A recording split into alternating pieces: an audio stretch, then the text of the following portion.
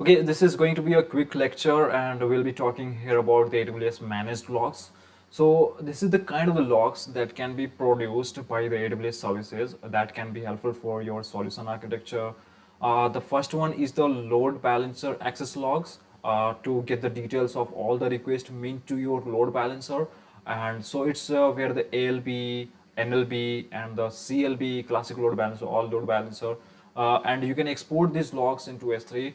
CloudTrail logs, second the CloudTrail logs, which are the logs of all the API calls made within your account, and this can be exported to S3, and the CloudWatch logs.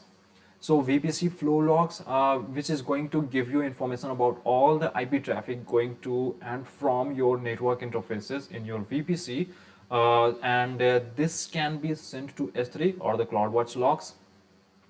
You have Route 53 access logs, and this can be sent and streamed directly into CloudWatch logs, and they will log information about all the queries that Route 53 is receiving.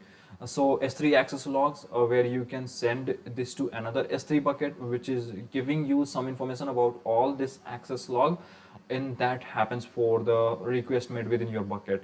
So CloudFront access logs to S3, which is going to give you detailed information about every user request that CloudFront will receive, and finally all the AWS config information can be exported into S3, so you can get all your configuration exported as a backup and do some analysis on them. Okay, so that's it for the AWS managed logs that you need to know. Just a very small informational lecture. I hope you liked it, and I will see you in the next one.